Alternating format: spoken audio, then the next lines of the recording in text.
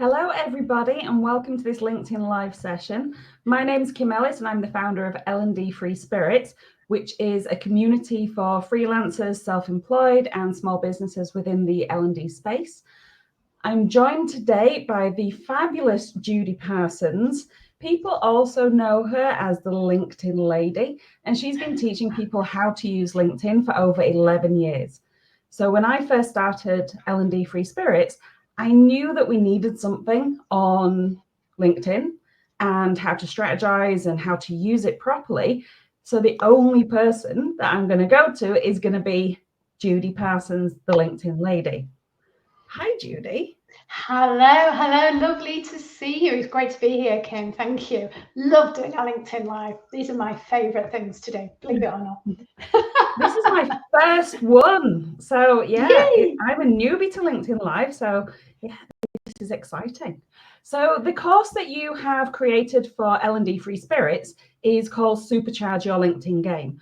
So why should freelancers, now when I say freelancers, everybody, I'm meaning anybody who's self-employed, small business, or freelance. I'm just using it as the one term for everything. Why should freelancers use LinkedIn? Well, I think it's a really good question because I think, I'm a solo business owner as well, and we've got so many balls to juggle, haven't we? We've got the marketing to do, we've got the sales, we've got the content delivery, client delivery, and everything else. And so why should LinkedIn be part of that? Because I think if you're going to use LinkedIn, it does need to be a key part of your overall day-to-day sort of sales and marketing activity. So what I like to say to people is, LinkedIn is just a tool in your overall marketing toolkit. Now, it is a very good tool. And so what I like to say is, so people can maybe understand what LinkedIn is and approach it differently, is just to start looking at LinkedIn differently. Because for me, I don't see it as a social media platform.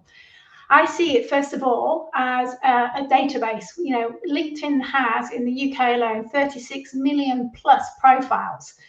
LinkedIn gives us the tools for free to drill down and find who we want to get in front of. And because of that, it's also the closest thing to face-to-face networking you can get. So it really is the #1 online networking platform. And I think if you're a freelancer or a solo business owner like myself, I go and do quite a bit of face-to-face or in-person networking.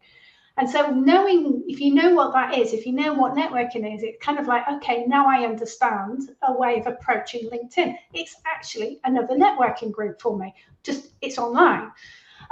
But the most exciting thing for me about LinkedIn and why it's not a social media platform and why it's good, I think, for freelancers to use is it's also a website. It's another online presence that gets you found on Google. Now, for the first 7 years of me being the LinkedIn Lady, I didn't have a website. LinkedIn was my website, and it still is, in essence, in a lot of ways. I forget about websites. I'm not a big website person. But, I want people to come to my LinkedIn. That's where I want people to find me. And what's really good is that you can actually use your LinkedIn profile, your LinkedIn articles, and things like that to get you found on Google for whatever it is that your audience, the keywords your audience is looking for. So it's massively powerful tool, and I don't think people appreciate just what LinkedIn can do for them. So fundamentally, that's why I think freelancers should use LinkedIn, but they have to sort of go, why am I on LinkedIn? And that's really important. There's so many good points in that it's primarily a networking tool. It's the database. Your potential clients are on here, your potential collaborators, your peer network.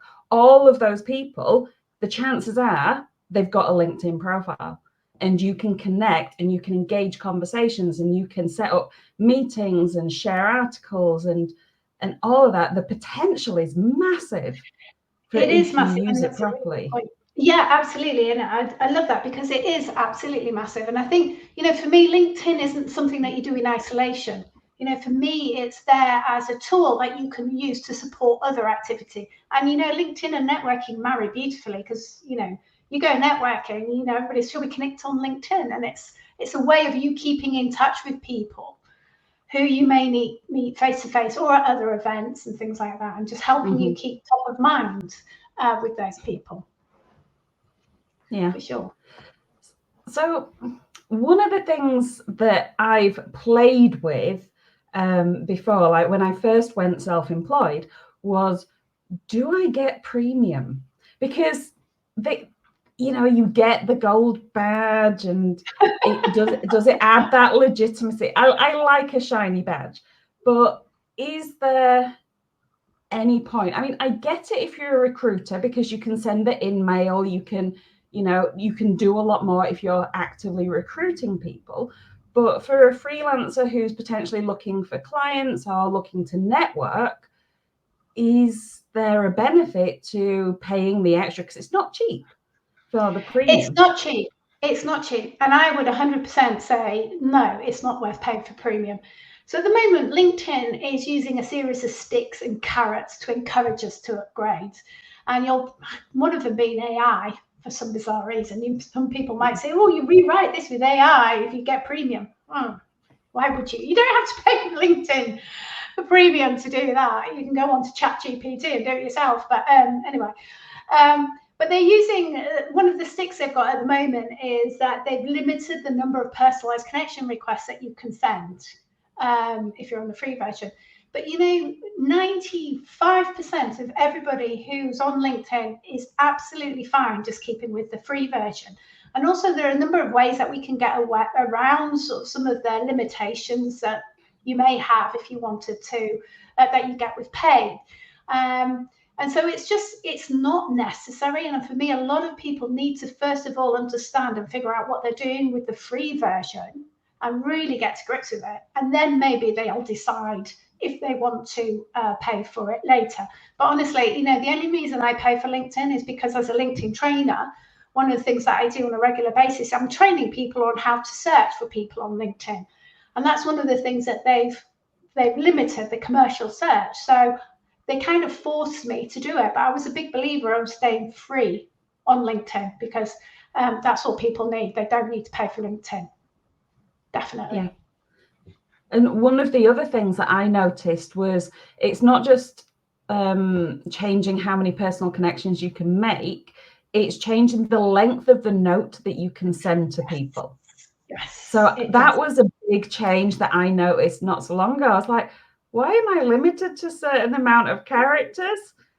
But the way to get around that is by, getting the connection, then following up with a message. Absolutely. And I was about to say that because one of the things you have to remember when you're connecting with people on LinkedIn, the whole objective of that connection request is to get them to accept and become part of your network.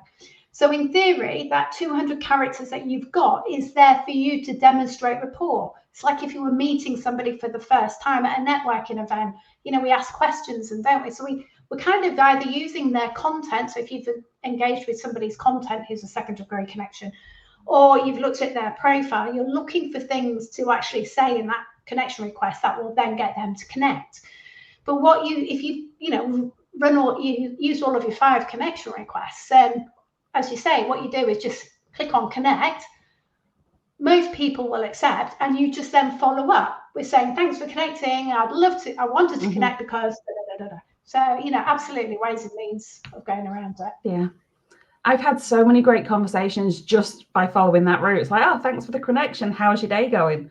And it just spirals. It's amazing. You know what? Absolutely. I love that because somebody else said to me that they send connection requests or follow-ups. We're just saying, great to meet you and how's the weather with you? And it's a sunny and wet Barnsley or something. And I was like, I just love that because he said that's it. It's almost just starting that conversation, and that's what you want on LinkedIn, isn't it? Exactly. But I mean, if somebody is wanting to build their presence and receive connection requests and, all of that, what are the 3 things that they shouldn't do? So what are the 3 mistakes people commonly make in your experience? Well, whenever I work with people, the first thing I always want them to understand, or what I would want to understand, is why are they on LinkedIn? What is it they want LinkedIn to do for them? And one of the things that happens is that people will say, oh, you should be on LinkedIn. It's really good for business or for jobs and stuff, which is what happened to me back in 2006. That's when my love affair with LinkedIn started, Valentine's Day 2006. Somebody said, oh, you should be on LinkedIn. It's really good for jobs because I was employed at the time. but I didn't know why, and I didn't know what I was doing with LinkedIn.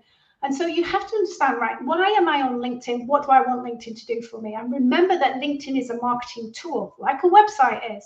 So, if you've got your website and you spent all that time, money, and effort on your website, that's really good news because you've got everything you need for your LinkedIn profile. So first of all, understand, why am I on LinkedIn? What do I want LinkedIn to do for me? Do I want it to raise my visibility? Do I want to generate leads? Do I want it to support all my other marketing activities? What do I want it to do? And then the next thing, if for our LinkedIn presence, is to remember that LinkedIn is a website and not your online CV. So when I first started on LinkedIn, I just treated it like an online CV. So I was like Judy Parsons, marketing manager at whatever company I was working at the time. And that just makes you invisible. And it's not about you. People don't want to know about you. They want to know what's in it for them. So again, you think about your website, you would never have, you have an about section on a website, but you never have a CV. You never have a CV on the front page of your website. You're not talking about you, you're talking about your ideal clients. So you need to understand why you're on LinkedIn. You need to understand who you want to get in front of. So your ideal audience, who are they? What are their pains and challenges? And then write your profile to focus on how you help your ideal audience, essentially. And I think then the next sort of issue or mistake that I see a lot of people make is that they spend a lot of time on LinkedIn sort of not really knowing what they're doing. So like messing around, faffing, doing a bit of this, doing a bit of that. And what happens is that they all think LinkedIn doesn't work because they're not focused. They don't know why they're on LinkedIn. They don't know what they need to be doing on LinkedIn. So they're wasting time, essentially. And I keep going back to that. LinkedIn is a marketing tool. It's a sales tool. So you need to understand why am I on LinkedIn? What am I doing? Who do I want to get in front of? And what are the steps that I need to take to do that? So that's all about knowing and having a plan. Excuse me, sorry. A plan of action that you can follow, a strategy. Because, again, if you were to do, I don't know, if you've done Facebook ads, any kind of marketing activity, you wouldn't just go, oh, let's just chuck this out and see. You go, right, who's my audience? What do I want to achieve? What am I solving here? So it's that kind of importance to see LinkedIn as a key marketing tool. Yeah. So if somebody was using it as their primary market tool, so let's say Free Spirits, we have the LinkedIn company page. We don't market on any other social media. I'll put the odd message out on my X channel, but that's my Go Ginger one. What would be your top tips if someone was just using this as their primary marketing tool for their business? So top three tips. Top three. So basically, first of all, make sure your presence is sorted and that it speaks to your ideal clients. I mean, I bang on a lot about LinkedIn profiles. It's not the most exciting part of LinkedIn at all, but I bang on a lot about them because it is your shop front on the platform. And it's what people see. Your profile will follow you around. It's people see when you're posting, when you're connecting with people. So that is basically your website. And, that's often a light bulb for people to see LinkedIn as a website. So, definitely the first thing. The next thing that people need to do is think about their network. Who do they want to meet? Who's their ideal audience? And another mistake that people do, that I find people make, is that they will connect with anyone and everyone because what they think is that they need a massive network. Now, on LinkedIn, you definitely need to be connected, for sure, but there's a fine line between quantity and quality, because what you want is not Pokemon. I've not heard of that one before. I'll have to use that. Yeah. It's not Pokemon. No, it's about, who is it? Who's going to be interested in what you've got to say? Who's looking for the services that you offer? And what are they looking for? And that's really, really important. So profile, then who you're connecting with, who's in your network. So that will be direct clients, but I also talk about secondary audiences. So any referral partners, that sort of thing, they're all part and parcel of your network. And then the third thing then is posting, because then it's about raising visibility. So for me, I look at the posting in your profile is very much of an outbound activity. That's where you're putting stuff out there to attract people coming to you. You're networking and growing your audience of the people, the connecting. That's a bit more outbound marketing activity because you're being very proactive to go in and find and use LinkedIn to find the people you want to get in front of. And then your posting and things like that is what is attracting people. So whoever is looking for services that you offer, by talking about that you'll be attracting them. So it's, knowing your audience underpins all of that, what you're going to write on your profile, who you're going to connect with, and what are you going to post. Because, people, whenever I say I do LinkedIn, the first thing that most people go is, oh, I should be posting more. And I'm like, well, maybe posting is important, but it's not the most important thing, and it's certainly not that important until you've got your network right. I know a number of people who have culled their network in order to improve the reach of their posts, because LinkedIn will test your posts. It doesn't go out to everybody you're connected with. It will go out to a certain proportion of it. We don't know what that magic number is. But if it's going out to people who have absolutely no interest in what you'll do, they're not going to even engage on your post. So it's just going to go zzz. So, sometimes it's like, who's in my net? That's what they say, isn't it? Your net worth is your net worth. So I've got that right? Something like that. Anyway, the money's in the list, isn't it? And all that kind of stuff. So it's those three sort of elements. So get your profile right, make sure you're connecting with the right people, and then make sure that you're posting consistently. So this isn't about posting every day. It's about, if you can only post once a week, post once a week. Don't post a load of posts for like a week or two and then nothing for a month. So it's about, what kind of content can you create and can you keep that consistency? So those are kind of the three elements for me.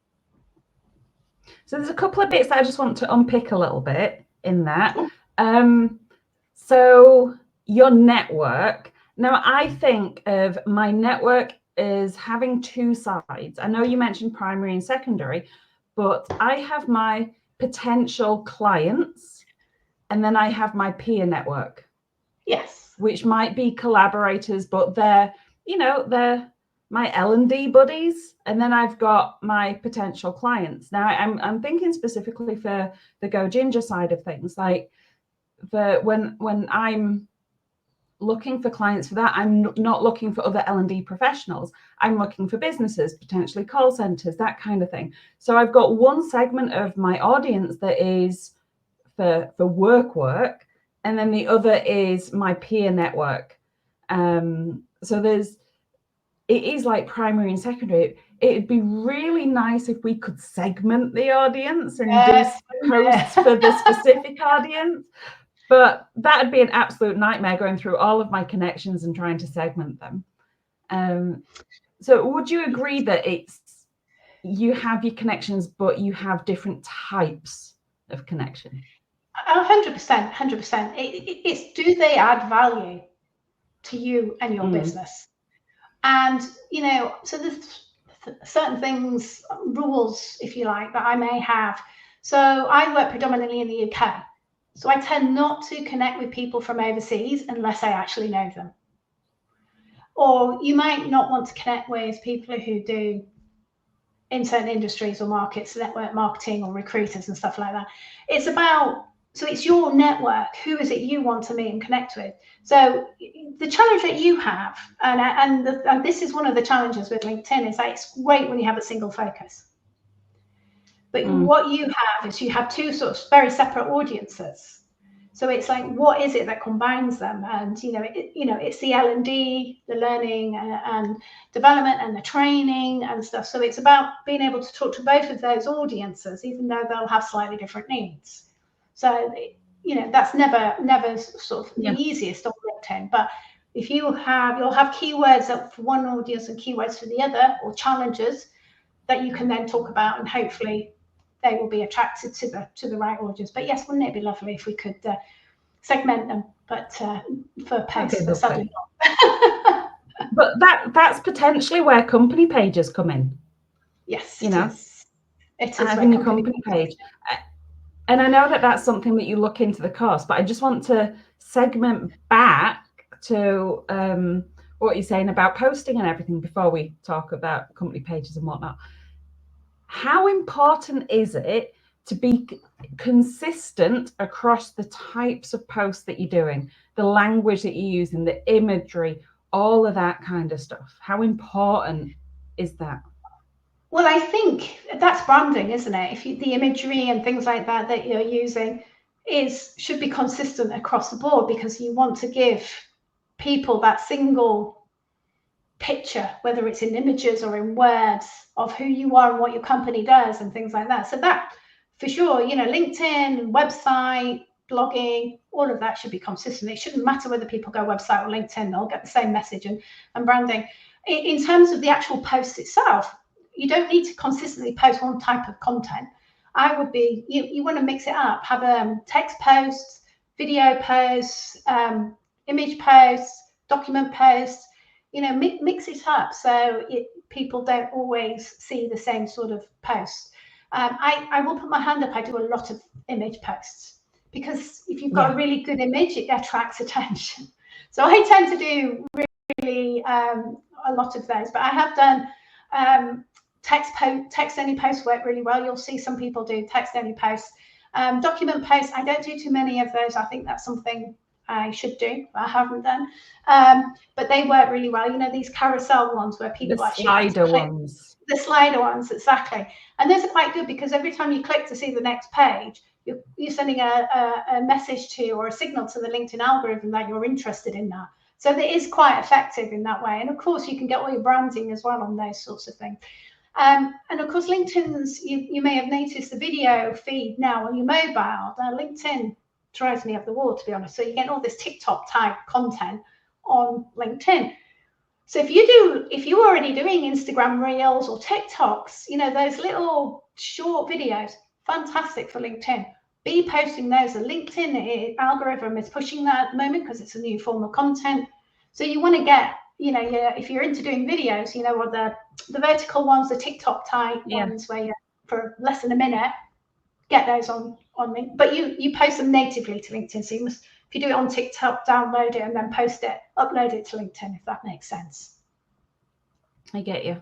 I mean, we all know that we should do more video. And for me personally, I'm fine on a webinar, but then doing a video, I'm like, oh, I know it'll get the views. I know it'll get the traction and the comments, but doing a video, I'm going to actually record a video after this. So yeah, keep an eye out on LinkedIn for that one. Okay, so just before we move on, this is, sorry, Kim, just before we move on there, this is why I like LinkedIn Lives, because you just go live. There's no, I'm going to have to start that again, or, and all the, everything is done for you. That's why I like it. There's no blooper reel though. They can be gold. No, but I think that's the best, because you've got one shot, you get extra round. Shut up. So let's say somebody has optimized their profile, they've got a company page or not, it's personal choice for you, and they're starting to post with some nice rich media for, let's say, 3 times a week. How soon should they see results?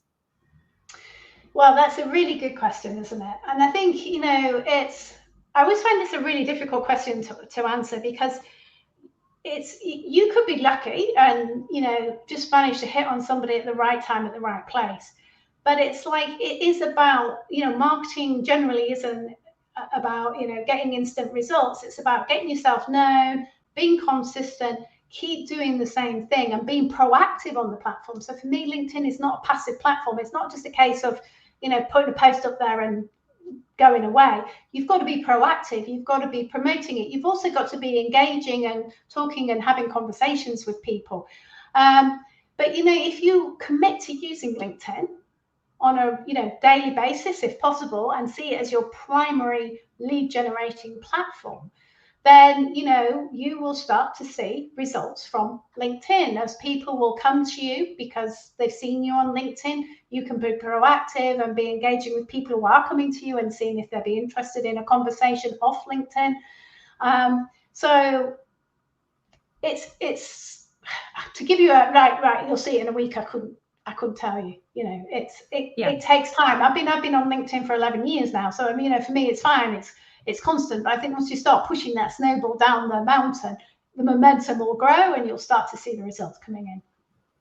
Yeah, and it can really help tagging people and companies to expand that reach. But one of the good tips that I got from one of your posts was, if you tag people in the actual body of the message, the body of the post, and they don't engage, it affects your algorithm. So you're much better to tag them down in the comments. And I did that on one of my L&D co-work posts. And yeah, it was great. It's got good stats on it. So that was one of the tips that I got from you, Judy. Yeah, I mean, you know, mentions are good, like we've mentioned, but you do have to make sure that those people are going to respond to that post, because if they don't, LinkedIn sees it as spam. And also, if you tag too many people and somebody goes, remove my mention, because you can do that. You can say, I don't want to be mentioned on this post. Let you do that, and LinkedIn's going to go, spam, let's get rid of this post. Dump it down. So yeah, you do have to be careful when you're tagging people on posts, for sure. But, you know, company pages are great. I love company pages. You said, should people, you know, whether they can choose to have one or not. I'm going to be a little contentious here and say they have to have one. Purely not because it's extra work to do, but because it puts the branding on your profile. You've got a nice little logo instead of that boring grey box. It's another website that gets you found. If somebody searches for LinkedIn Yorkshire training, hello, it's my company page they find. Love company pages. Yes.